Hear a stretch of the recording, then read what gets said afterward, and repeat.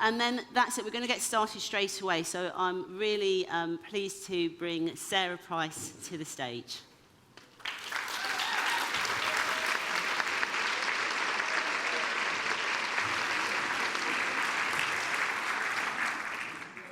Oh, wow.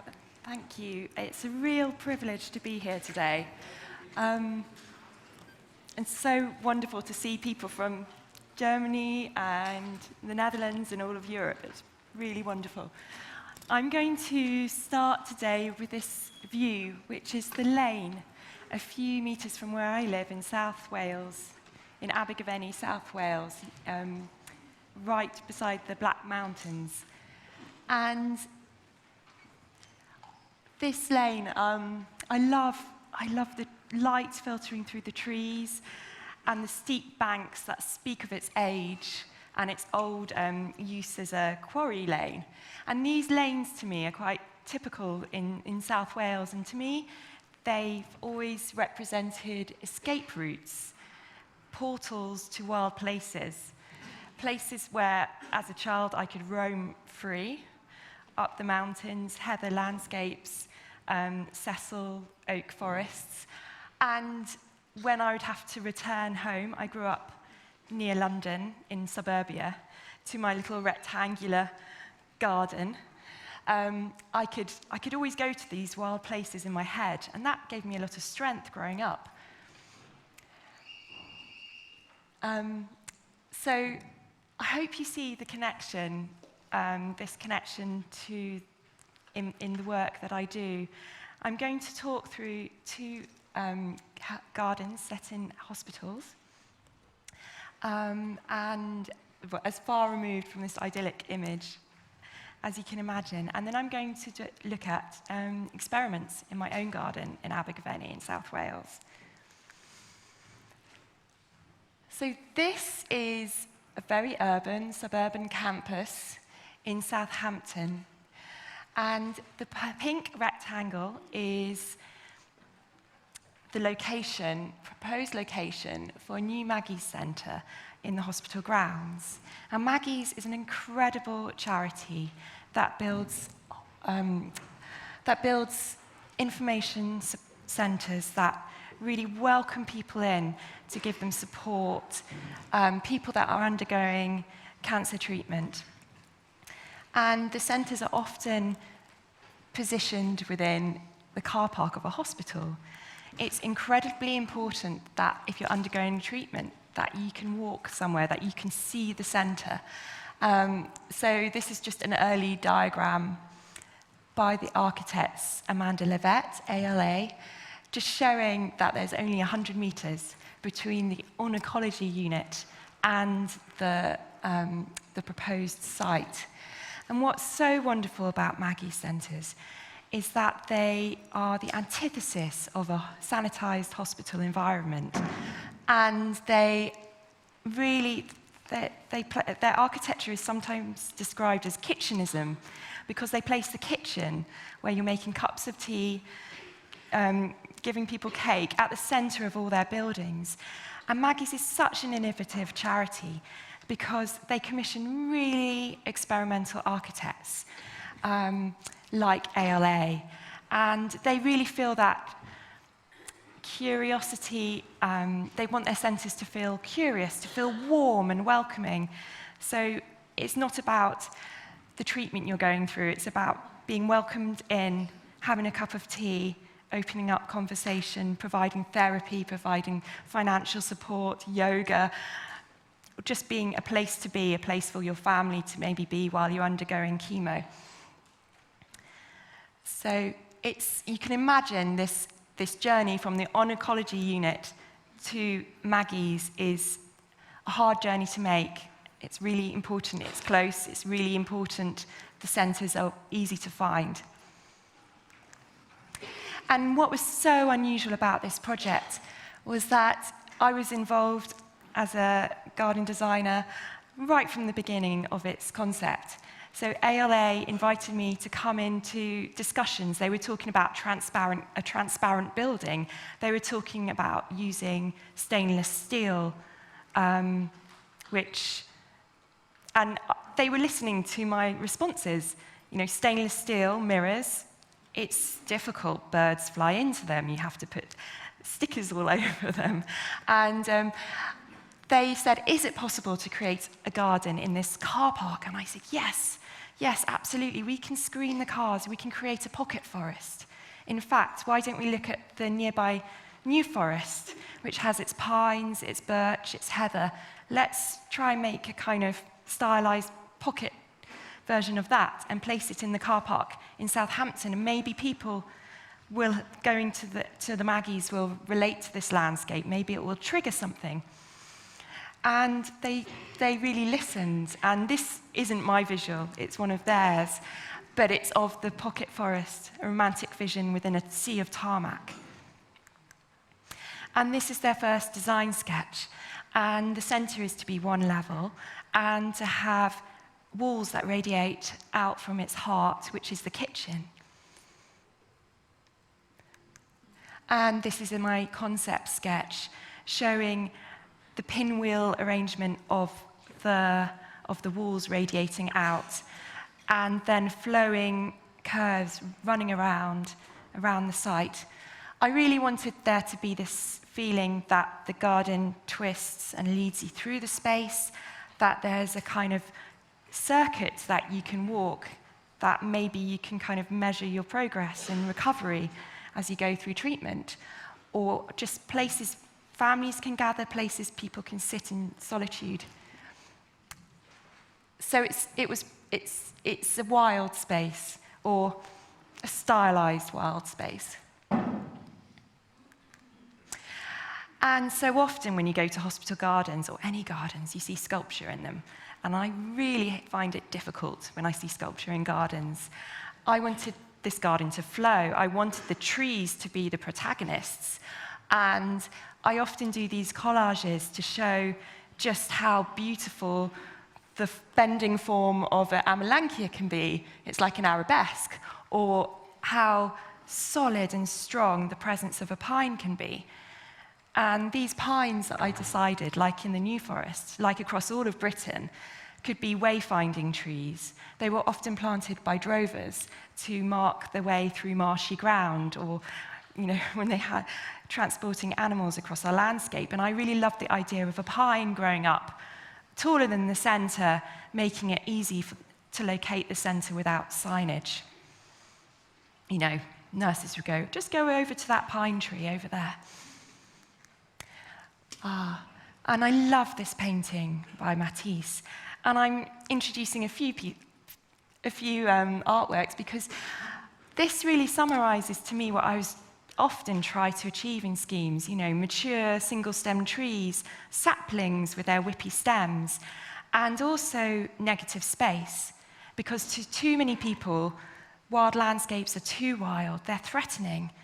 And somehow if we can creatively prune, guide these landscapes, plant with negative space around, be it a path or a wall, so that we can appreciate the forms of different plants, then that is a way of almost reframing the wild, or making the wild accessible and not too messy and intimidating to the many.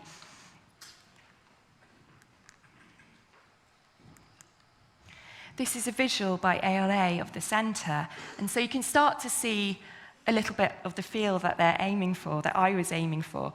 And this wall, as you go in on the this side, the right-hand side, is actually really made of ceramic units, ceramic blocks, and then you can see how reflective the centre was proposed to be.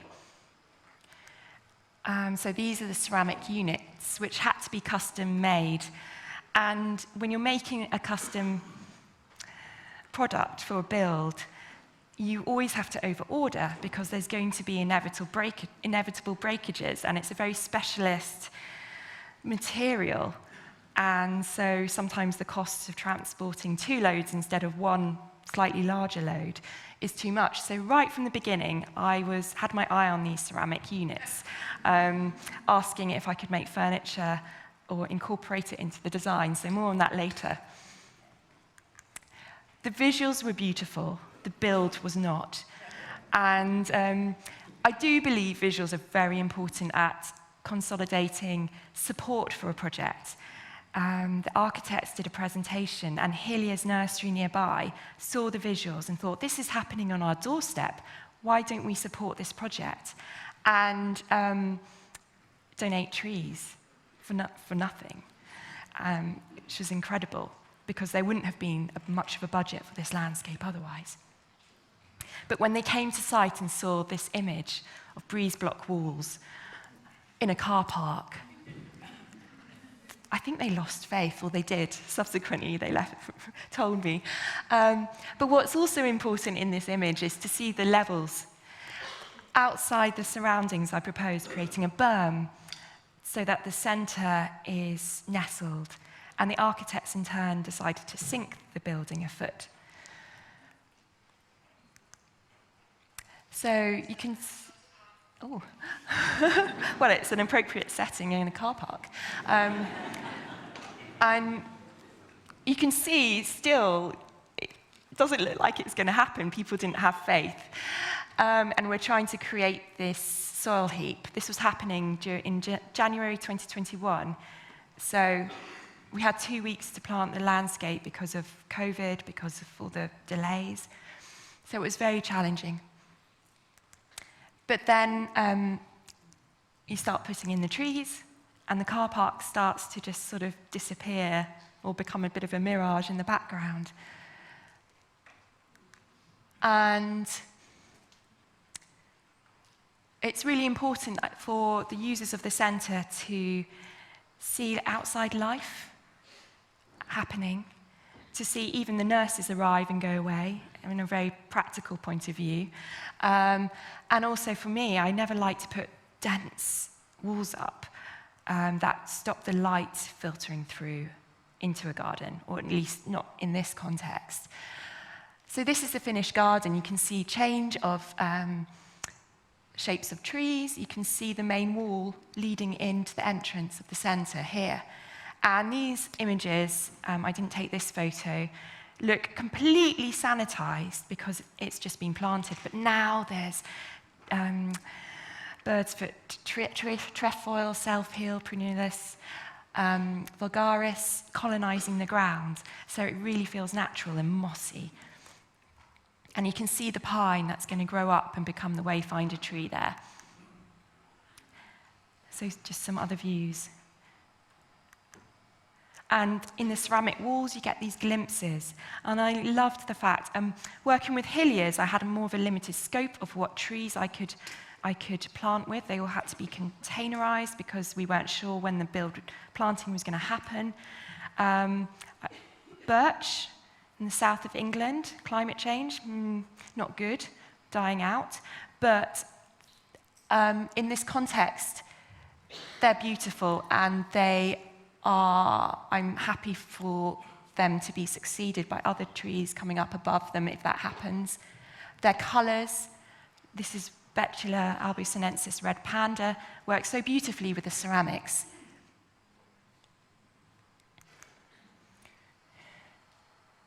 Prunus cerula, and often people want to donate to the charity, and this was a donor tree.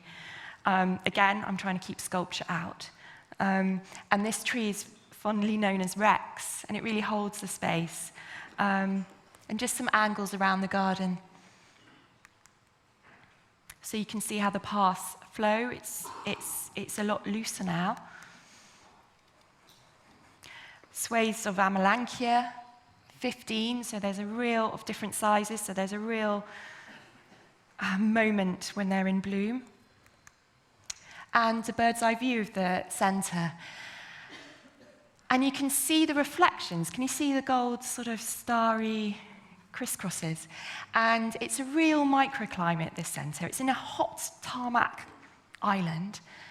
Then it's got its berms, and then it's got these reflective, mottled stainless steel mirrors. This, which is incredibly exciting when the sun or the light or the weather changes. It really makes you perceive the subtle differences, but it also reflects heat, so it's a challenge for the landscape to establish. it means you absolutely need trees. There's also been a challenge in finding a gardener, because I think it was built in lockdown for the centre. We've got lovely Kerry in the audience. Where are you, Kerry? She isn't. She's come on board with experience. And in a way, it's been wonderful that the landscape hasn't really been looked after in the first year, because it has meant that nothing's really, diversity of some of the perennials has gone down, but diversity of the wildflowers actually, strangely, sort of hasn't. And I love the way the light works its way around the building from east to west. So I'll just flick through a few images. It's still work in progress. Views through. And I've let things like Valeriana officinalis have seed heads, which is controversial, but, you know, it's so beautiful. And really, identification of seedlings is so important at an early stage. And so I'm really trying to more and more work with gardeners in my practice to make sure they have the confidence to let things seed, or to let things, to know when to cut back. And the paths wiggle their way around the centre. And I'm very fortunate because Kerry's taking on a kind of custodian role, and she's training a new gardener so that they can have the confidence to look after this space. I love the ceramic walls, the blank backgrounds that they create. You've got wild Talitrum, I think it's Alpina, Digitalis lutea, Dryopteris, Melica, Altissima. And these little moments, to me, really remind me of Dürer's watercolour, painted 500 years ago. It's incredible, studying realism. I know it's often held up as an example. James Golden writes very eloquently about it in his blog, Fedor Twist. But it is just so incredible. And to me, it's a model for naturalistic gardening, in that you're holding up this composition of big dandelion leaf and fine grasses against a blank background. There's visual cropping. So some musk mallow, wild carrot, all thriving. A native shrub, Miracle Gale, Stachys officinalis humelo, but actually the straight Stachys officinalis in my garden almost has just as much as the presence. Wild sedges. The bird life is incredible, particularly in certain areas of the garden, which we're trying to work out why. I think it's the structure again. And Prunella vulgaris, our most exotic native flower. And also I want to discuss the aggregate, because even in the pathways are almost a negative space, and a space where you can see the detail of the planting, especially as they kind of self-seed into the paths. And originally I wanted to crush the ceramics and embed them in the gravel mix. And this mix is actually two different colours. It's Breeden gravel and Devonshire pink. But the ceramic blocks, when I broke them up, were too sharp. So, and these are the waste ceramic units here. So I asked Local Work Studio, based in Sussex, to give me a hand in designing and making the furniture happen. And we discussed, potential, like stacking up the units. You can see some of their stacks there. And, they're amazing. They're a collaboration between a landscape architect, Loretta Bosens, and her partner, Ben, who is a traditional building conservator. And in the end, we decided to crush up the ceramic tiles and use some of the leftover aggregate to make these tiles for the thresholds, which were originally in the design. Instead of using cement, we used GGBS, which is a waste product of the blast industry. And it's wonderful because it feels like it's kind of come out of the gravel. I'm really We also used the same casting method to create these seats. So you can see the ceramic units acting as plinths. And you can see the bits of tile all broken up. And again, it goes back to this thing, like curiosity makes us feel alive. And often in Maggie centres, they want people to ask questions about. And in asking questions about the building in these environments, it opens up a dialogue, it opens up a conversation, which then leads on to more conversations. And here are some of the tables that Local Works created, and also their chairs, which were made out of disused fire hoses donated by the local firefighters. And they're actually made by ex-prisoners in a project called Working It Out. And it's just amazing how everyday waste streams can create these fabulous opportunities. And I believe in the future we're going to have less and less virgin materials, and that tapping into waste sources, local waste sources, is a really important, invaluable, creative act. So now when So yes, a view of the garden. And you can imagine how, to many people, the Tour de Champsière, the meadow, the Dorcas can be a little bit overwhelming. But once you put these kind of moments in, like furniture, it sort of changes from a wild, scary place to a place to go and be. It makes it more inviting. And so this area of the garden is waiting for furniture. But you can also see some of the trees are struggling with establishment, being on a berm. And instead of taking those trees out, I want to plant climbing roses, Rosa Cooperii, going up there, and honeysuckle. So it's going to have this extra layer in the garden. And now, at the beginning of every project, I work with Rachel over there, we want to do material audits. We're following Local Works' example, really, of a site, and the local waste streams, and the local skills in the area, and what materials are already on site that we can use. And this requires a little bit of a reprioritizing of the design stages. So the client has to accept that there's going to be more research and development up front, and that the cost of that will then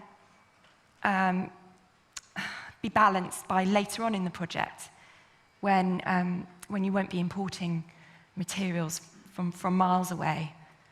And it just leads to more site-specific, more exciting work, I believe, with a lower carbon footprint. So just one slide on another project with, I asked Local Works Studio to make these cast bricks. And the bricks on the left-hand side were actually created out of, there were some roadworks going on, and pure clay in Erith was being dug out of the ground. And they've said, oh, do you mind if we have that clay? And the workmen were so cooperative and happy to give it away, otherwise it would go to landfill, this virgin material. So they made these bricks as a little sample, and then the rest of the bricks, you can see the dark orange bricks are from the roadworks clay, are made from waste on site with GGBS. So I've been experimenting with rammed earth for a long time, actually, and these are my children in the garden making different rammed earth mixes with powdered clay and aggregates. It's like making mud pies. And these experiments are then baked in my oven. And it's low-tech. I mean, the shuttering looks high-tech. It's not really. You could use scaffold boards. And this is my garden at Chelsea in 2018. And the shuttering boards slid off. It's instant. It's hard work, hard physical work. Gosh, they were destroyed. The amazing, amazing landscape team. But it's another way of framing naturalistic planting designs, of creating spaces. No cement, nothing. And at the last day of Chelsea, there was a terrible thunderstorm, and the wall had dried out. There was no dribble on it. So we're scared of using these age-old techniques, but they're wonderful. So jumping from the imagined paradise, or not, of Chelsea to Horatio's garden in Cardiff. And I already mentioned Horatio's yesterday, which is an incredible charity fronted by Olivia Chappell, and who seeks to make a garden for every spinal unit. There are 11 in the UK. And I think this one was the 6th or 5th in Cardiff. And you can see this very ugly wall being built by the hospital. And this is the view from top of the wall. And it looks awful, doesn't it? But actually, you can see glimpses of the sea, and you can see old oaks. And what I wanted to do was to really frame these beautiful views to the oak trees in the distance and the sea, and create these windows. And maybe have climbers going up high to create these apertures into the landscape. Because when you're in hospital, your view is so shortened. And when you're in the patients in these spinal units, I mean, some of them were in there for over a year with COVID. Can you imagine? Huge, life-changing injuries. And a lot of them, because of COVID, didn't get any, I was talking to them, any counselling. One guy who'd been knife attacked, hadn't had any counselling. So this garden's desperately needed. This is a drawing. You remember the high wall and that drop? We had to have health and safety obviously required a fence, but they wanted it to be 1.1 metres above from the ground. But if you're in a wheelchair, that is exactly at eye level, and of course wheelchairs are different heights, blocking the view. So I worked with Steph MacDonald from 6A Architects on creating this perimeter and sending the perimeter up and creating these circular apertures. And these are some of our sketches. We were sending drawings across, and we decided garden rooms. I wanted to have the outside perimeter fence come into the garden to create garden rooms, so that the sea of resin-bound gravel would be, the vegetation to hard would change, proportions would change. So this is one visual showing the garden pavilion with the aperture. Another visual, this one I drew, showing the trellis coming out into the garden. You can start to see the circular apertures arriving. And once you're on site, it looks really awful still. And it's very new, but you can start to see that when the vegetation takes over, there will be magical spaces for people to go to. And this is the garden room, and it's just, they're so amazing, this design, because there's a huge skylight, and I think I mentioned yesterday, people go in at night, watch the storms, feel alive, have little parties in there. So there's a detail of the trellis, and it looks awful because the plants have to establish. But you can imagine in a few years, once there's that looseness, once there's roses overhead, it'll be quite different. So I'm going to now touch on my own experiments at home, because I can't experiment too much on my clients. And this is my garden in Abergavenny, South Wales. My house is on the bottom left-hand corner. It's not my house. I rent it off my family. It's divided into 4 apartments, and I've sort of taken over the garden. So it's a shared garden. Not everyone in the house likes what I do. But these 2 areas I'm showing you, I'm really lucky to have fantastic gardening community around over there. No, they're hiding. Kerry, Jackie, Ian, and running a practice with small children is a challenge. and I wish I had more time to garden, but equally it's been amazing to have this community, and without the gardeners, none of this would have happened. I hope you can see meadow behind that silver pear, and then there's a greenhouse. It's an old walled Victorian greenhouse, and there's a kind of triangular shape in there. So I'm going to discuss that garden first, and then I'm going to discuss the garden with a bit of water after. So I moved to Abergavenny 9.5 years ago, and at first I gardened the kitchen garden, growing dahlias and annuals and vegetables and mixing it up, but I soon discovered with a young baby, I just couldn't give the time it needed. And I started just putting in things like salvia, calendulabrum, and letting the parsnips go to seed and adding wildflowers. And it was a riot, and it was incredibly rich in wildlife. But the trouble or the benefit was that it's a history of being gardened.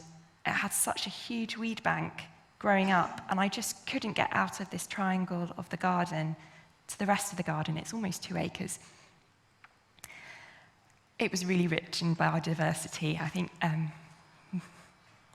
Yeah, but I wanted to experiment more. And actually, after this conference, I'd been to Sweden, and I heard of Peter Korn's in the audience, his work, and I'd been sort of thinking about this sand idea for a while, but I didn't have the confidence. Sorry, it's a really unflattering picture of Ian. We came to the conference last year. Jackie's laughing. Jackie and Kerry, and we all heard Peter's lecture, and it was wonderful because everyone went, "Yes, Sarah, go for it. Let's do a sand planting. Let's get these aggregates in. Let's experiment. It's just taking up too much time." And so I was keen to use recycled sand, recycled aggregate of different sizes, 6 mil, 4 mil sand, and 20 mil. And also we changed the depths, and Ian did most of the physical work. And those plants over there were actually bought from Beth Chateau's nursery 4 years ago. So they went into the ground. And we did wash off some of the roots, and we left some of the plants in pots. And honestly, the plants in pots established a lot better. Maybe it's just my garden. And at first, not much happened. And I thought, oh gosh, I've created a desert. What have I done? My dad, looking down, would be so mortified. I've taken the topsoil and I've put it in other places in the garden. But actually, it's been fascinating and so low in maintenance or care. Shouldn't use that word. And I'm going to take you through the seasons very quickly. So we have Frutillary imperalis. This border closest to us has only been planted early spring, but the middle section is far more mature. Tulipa turkestanica. I love Tulipa lilac beauty in the gravel because it's far more delicate. I love sea kale, Cranberry maritima, coming up, and those are seedlings of Ligusticum lucidum. I'm going to flick through because sea kale, it's very simple, and the yellows, I love Asphodeli lutea coming up. It has such a long season of interest. Tragopogum, Jack goes to bed at noon. It's a bit of a thug, actually. I'm sort of starting to, pull that up a little bit. Or cut down so the roots are in the ground, but we just remove the top so we don't disturb the ground, the mycorrhizals. Verbascum, violetta. So this is can't remember. Euphorbia obligata first. I have a lot of euphorbias, Euphorbia niciana, Pulsatilla vulgaris. So this is sort of late May, early June. Campanula patula coming up, Ligusticum. It's just amazing how these layers come from nothing. And then in July, it gets a bit crazy. I mean, actually, this year it was June.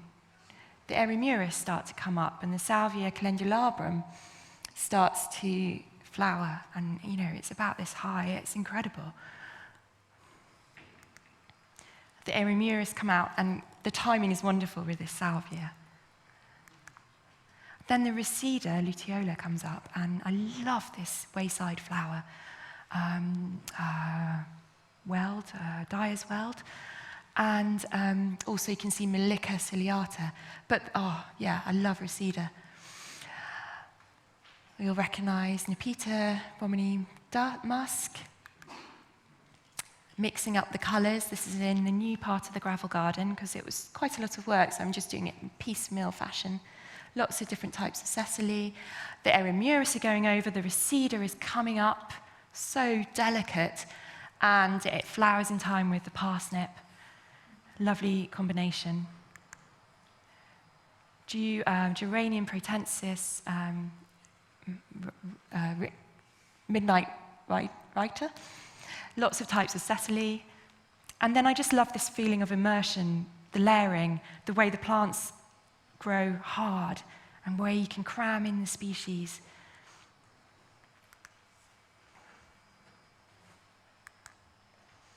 Cistus, so incredible, early June. And of course, Anithera sulfura, it needs space. It looks awful in a border, but in a gravel garden where it can branch out, it's wonderful. Verbena hastata, Euphorbia nisiana. I love this plant. Again, in an herbaceous border, it will flop. Here, it's hard. Its flowering season is incredible. It is incredible in this situation. It holds the composition. And I just love the complexity of the layers. Lychnis, can't talk. You can see the asphodeline lutea bending over, creating, oh, my daughter loves it because they're so heavy. You hold it and you can cradle it in your cup of your hand. So heavy. And I love experimenting with wildflowers, rest harrow. I'm not going to pronounce it because my spiny rest harrow, which was a key plant, can be a key plant in establishing wildflower meadows, but it dies out as soon as you start cutting it back. This incredible euphorbia, phlomis. I'm sorry, overkill on the plant photos. And later, it's quieter. And I love hollyhocks because they fill that gap, and clearing the leaves up somehow makes them elegant, less cottage-like.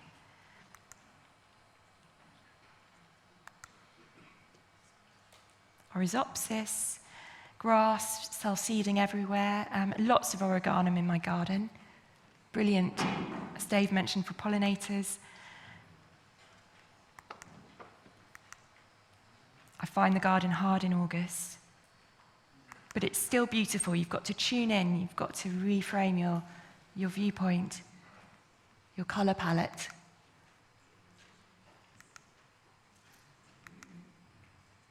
Panacetum macorum, bit of a thug, but kind of wonderful.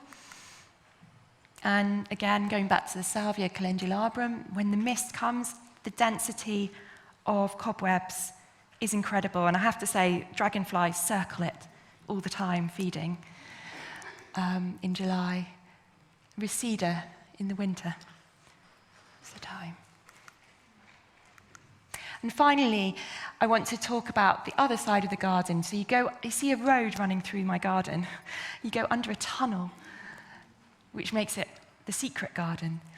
And you can see it's actually this part of the garden under the tunnel is in the national Black Mountains National Park. There's a farm up on the fields surrounding it.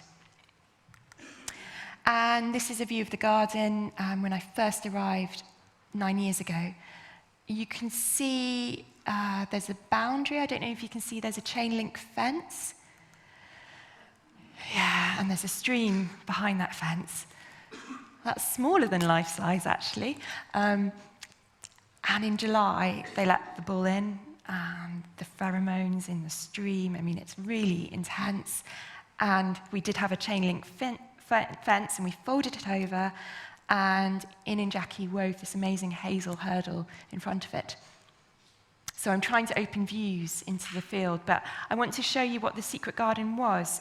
I remember as a child it had people growing potatoes in. And then for years it was just brambles. And I'm drawing this because I haven't taken photos, or the photos are too misty and terrible. And then I started clearing them with my father, and willow herb came in. And then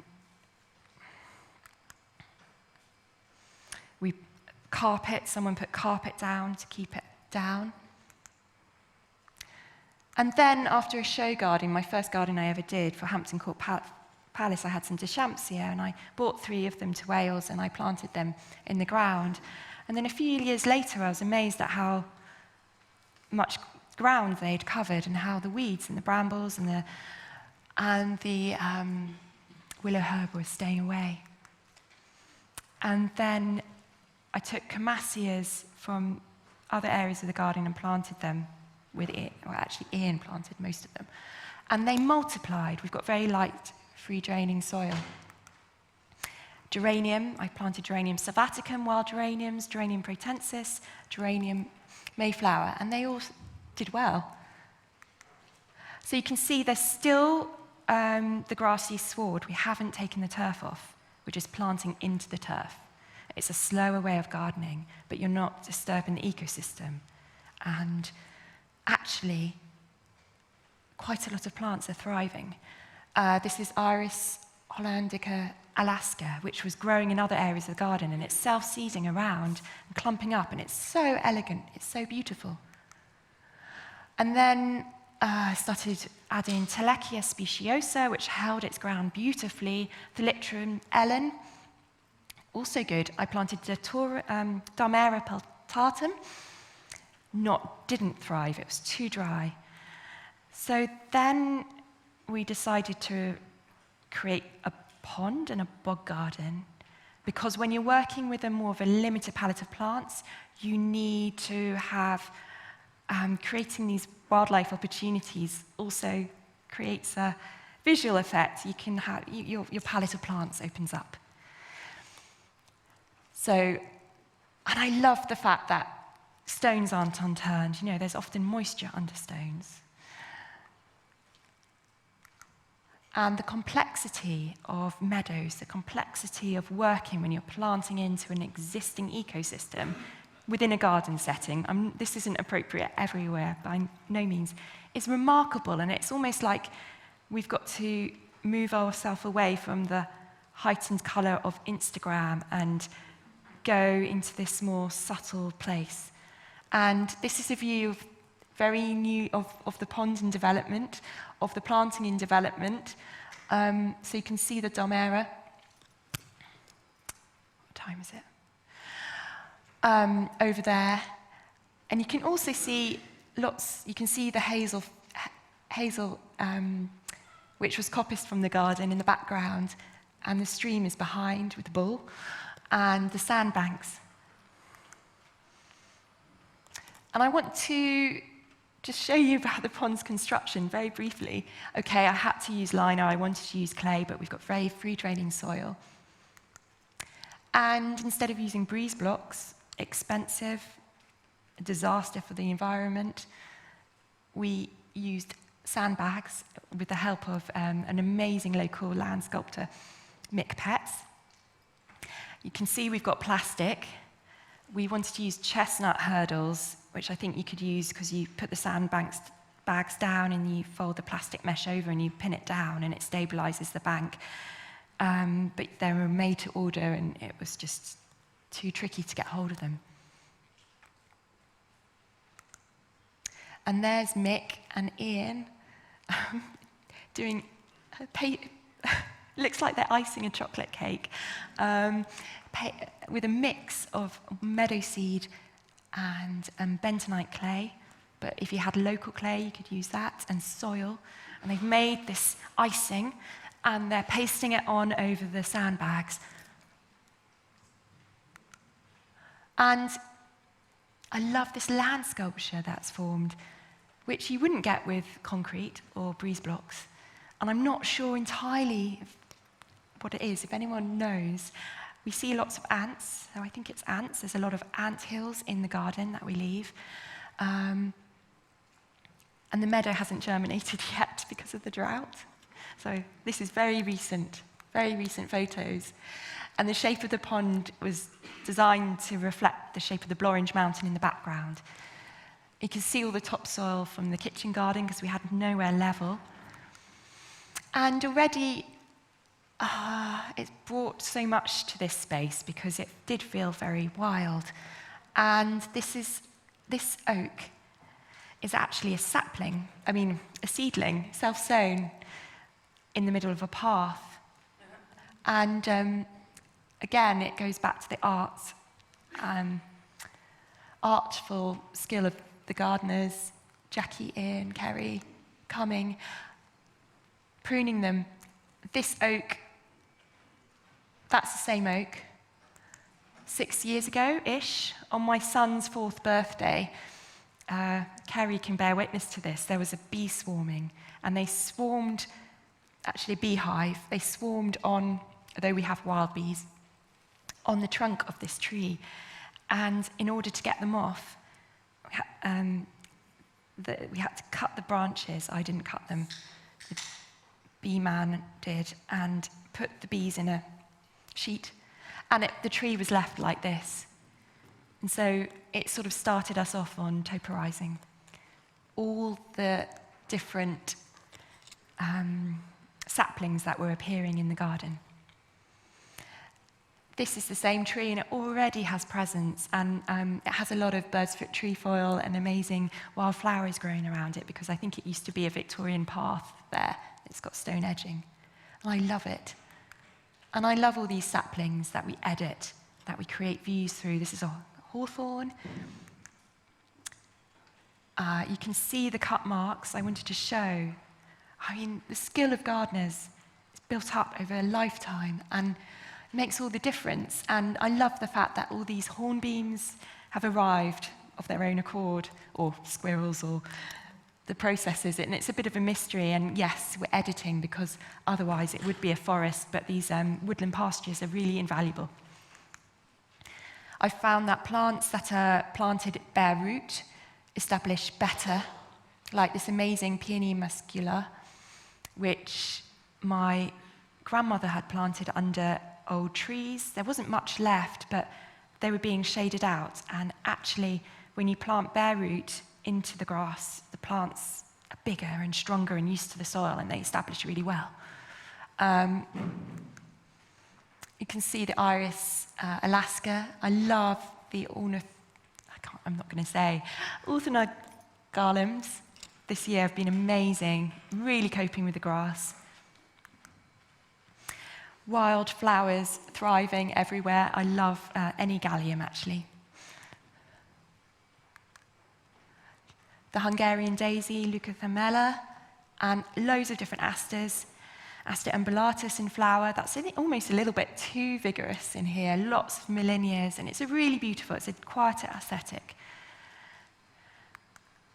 And I want to also talk about the art of looking after your garden, the incredible skill of gardeners. This is in the Picos de Europa, meadow cutting.